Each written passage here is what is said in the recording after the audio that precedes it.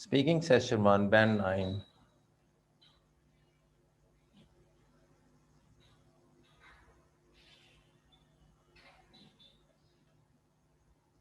Let's get started. This is a speaking test of the International English Language Testing System taking place on Saturday, the 11th of March at Beacon Center. Center number BN367. The candidate number is Sabrina Valencia. And the candidate number is 0003400.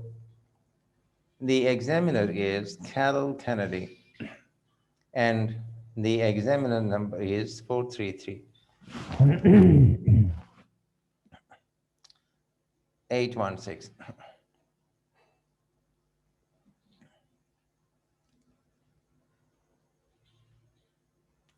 Good afternoon. What is your full name, please? My full name is Sabrina Bellingri, and what should I call you? Oh, you can call me Saba. May I see your identification, please? Saba?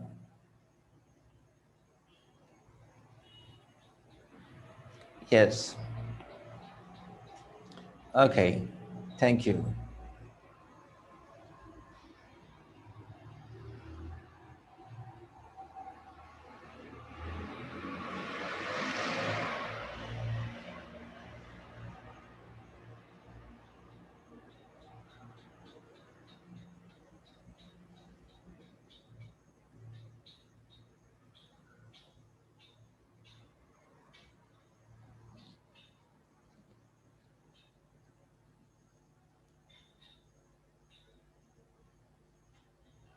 Part 1, 4 to 5 minutes, introduction and interview.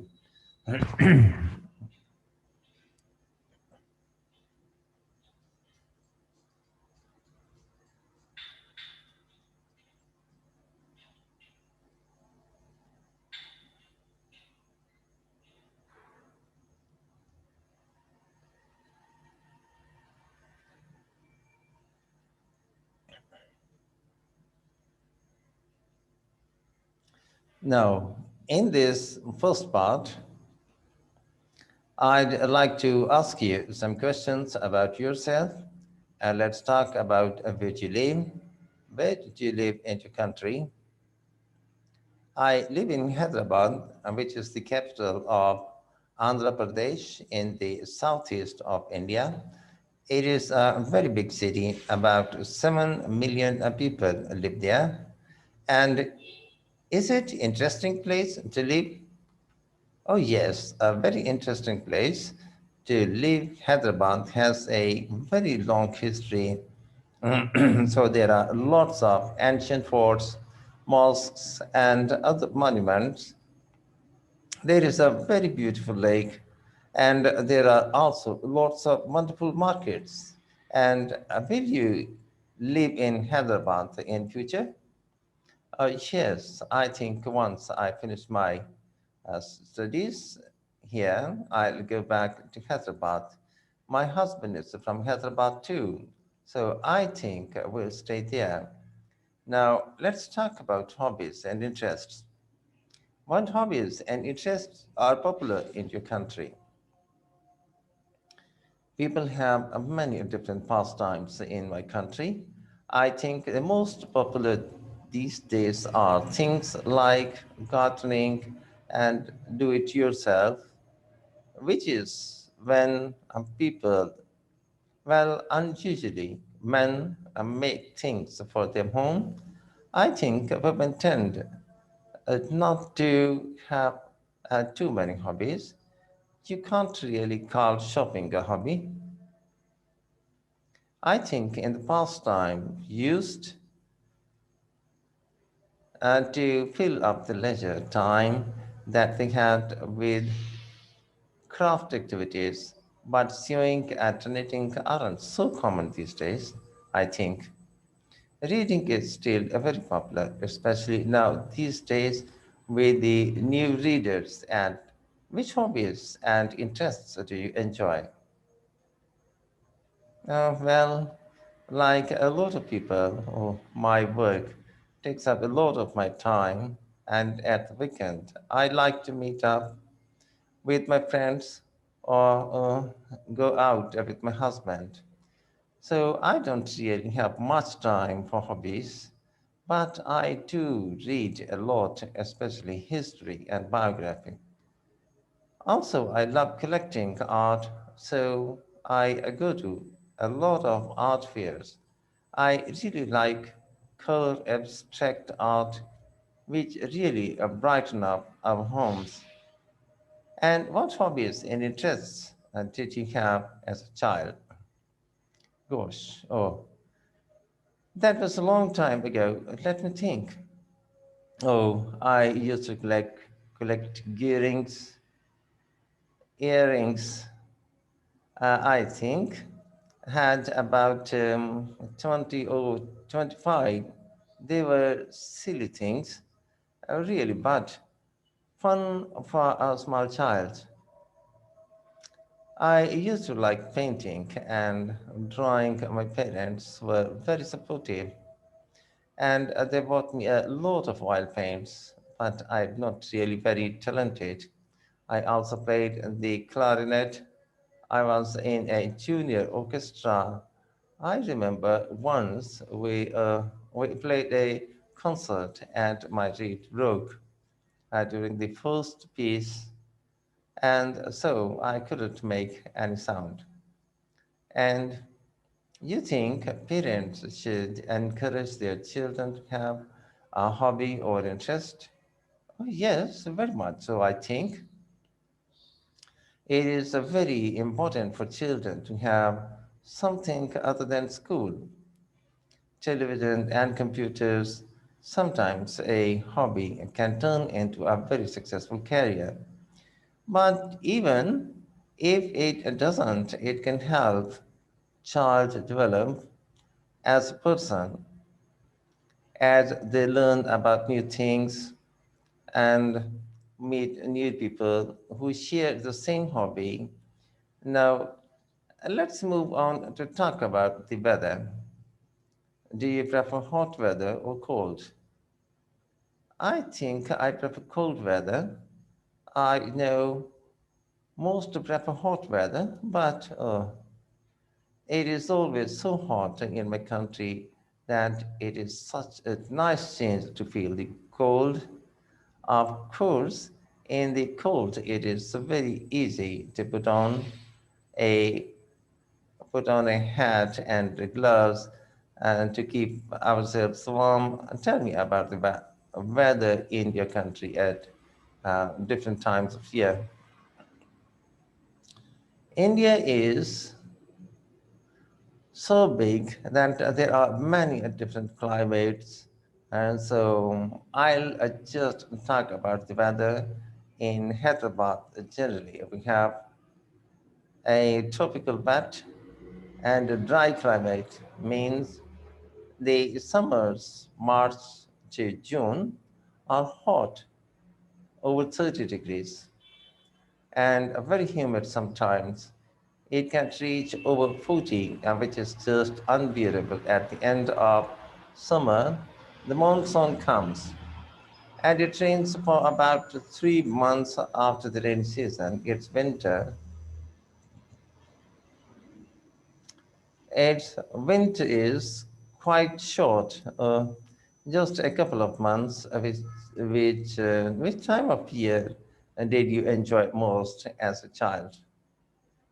Well, I think, um, like most children, I would say, this summer when we had the long school holidays, but I always preferred spring. There's something so lovely about everything starts to grow again after the winter. You can almost smell it in the air. And has the weather changed much in your country in recent years?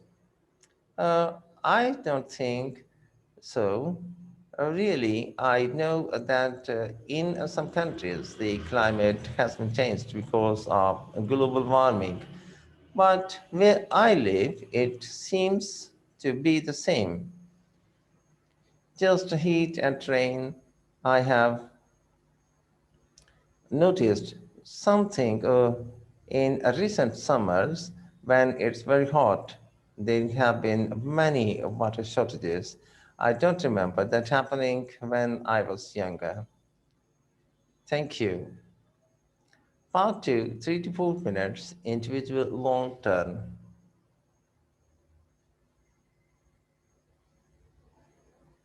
Now, I'm going to give you a topic and I'd like you to talk about it for 1 to 2 minutes. You have 1 minute to think about what you are going to say, and you can make some notes if you wish. Did you understand? Yes. There's your paper and pencil, and it's your topic. I'd like you to describe a gift or present that somebody gave you.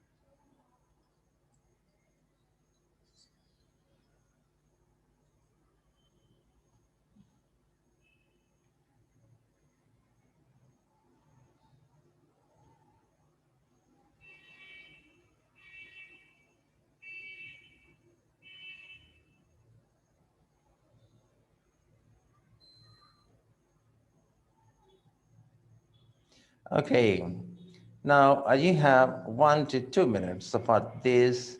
So don't worry, if I stop you, I'll let you know when the time is up. Could you start speaking? Now, please. I'm going to talk about a present my husband gave me last year for my birthday. We had gone to Istanbul for a few days. My husband had always wanted to go there. Anyway, we had a few days holidays from work, and we decided to fulfill my husband's dream. As I said earlier, I am really interested in art, and so even though I had no real desire to go to Istanbul, I was totally captivated by all the beautiful buildings and the wonderful arts and crafts that were available there. The Blue Mosque was my favorite building. From the outside, it looks just like a typical Ottoman mosque, but inside, it is quite startling.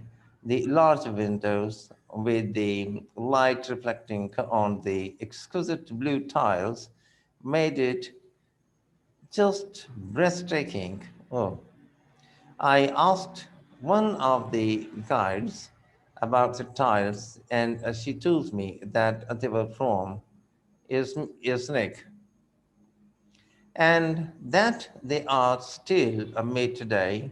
When we left the Blue Mosque, we walked down a pedestrian lane full of shops, including some tile shops. In one of the shops, the owner told us that the tiles were made in Iznik. Anyway, one of the tiles really caught my eye. Actually, it sank to me. It was a fish, um, four big fish, and lots of little ones, all in different shades of green. I really wanted it, but when we asked the price, it was very high, something like 300 American dollars. Obviously, I knew we could negotiate, but it seemed such a high price that we just left. The next night, we went out for my birthday meal. Just as we were finishing the dessert, the waiter came over and handed me the most beautiful wrapped gift. I knew at once because it was very heavy and that it was the fish style, and that's why. And does this person often buy you presents? Well, he is good at remembering a birthday and our anniversary. So he does usually buy me something nice, but he doesn't just buy a present out of the blue. Thank you. Could I have the booklet and pencil and the paper back, please? Thank you. Part 3, 3 to 4 minutes, two-way discussion.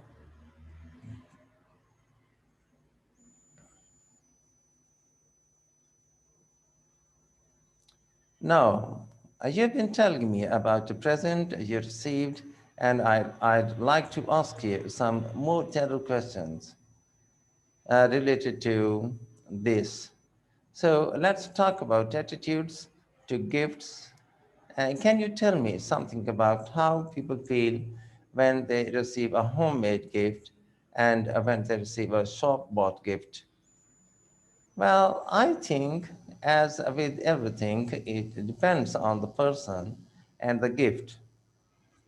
When a grandchild makes something for the grandparents, like a bookmark or a clay pot that they've made at school, then obviously their grandparents will treasure it. For adults, I think it's a bit different. If people are going to give homemade gifts, they then need to be of really good quality. Why do you say that? Well, when children make things, it is the thought that counts. But when it's adults making things, it has to look like a present is proper present rather than something they've made just because it's cheaper. Of course, the thought still counts, and in many ways, our time now is more important or precious than money. So, if somebody has spent a lot of time making a gift, it will mean a lot. But if someone has made some chutneys or pickles or some other type of food, then it has to be edible and tastes nice as well. So, what about shop bought gifts? Most gifts these days are shop bought, and there isn't really anything wrong with that. What is important, I think, with the shop bought gift is that the person buying the gift should spend some time thinking about what the other person would really appreciate. It's no good a husband going into a perfume shop and buying the first perfume he likes. He needs to see what perfume his wife is wearing. That shows his wife that he is paying her attention. And do you think that the children get more pleasure receiving gifts than adults? Uh, Adults do. Yes and no. Obviously, children love receiving gifts, but children do generally get a lot of gifts. Children these days are spoiled and they get too many gifts. And so the more gifts they get, the less they value them. Adults, on the other hand, generally have the resources to buy things for themselves. So if they really want something, they can buy it, of course. This then makes present buying for adults much more difficult. But of course, there are things that and that we can't really afford, or we can afford them but can't justify their expense. What sort of things are you thinking of for women? It might be perfume, or a day at the spa, or a new pair of party heels, or for men, usually something to their hobbies, or books, or CDs. Do you think that more people get more pleasure giving or receiving gifts? Um, mm, this is a tricky one. Why? Well, I think most people get pleasure out of both. Of course, it depends. We may not get a lot of pleasure out of giving gifts to children who we know may not appreciate them, but if we have found the perfect gift for someone we love, and we know it's going to make them happy, well, then this will really fill our hearts with joy. Similarly, if someone receives a gift of something that they don't really want, or they can sense that it has been bought um, out of out of haste, then this isn't really going to make them feel that good. But if it's something wonderful, then, well, of course, they are going to feel fantastic about it. Let's move on to talk about the commercial aspects of giving. How much do advertisements influence people when they buy gifts? In my opinion, probably not too much. I mean, most adverts are for things like cars and household products, which aren't really gifts.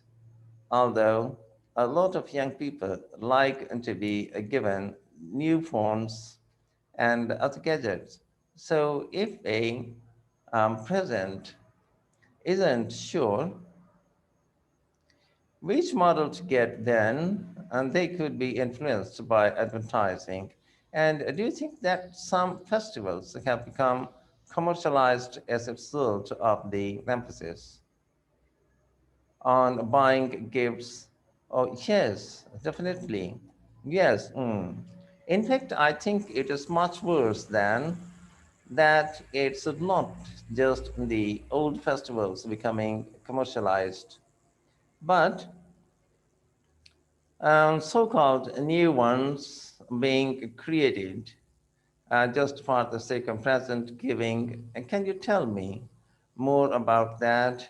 Yes, so things like Valentine's Day and Mother's Day, these aren't Indian traditions, but certainly we find we have to buy a present for our spouse on Valentine's Day.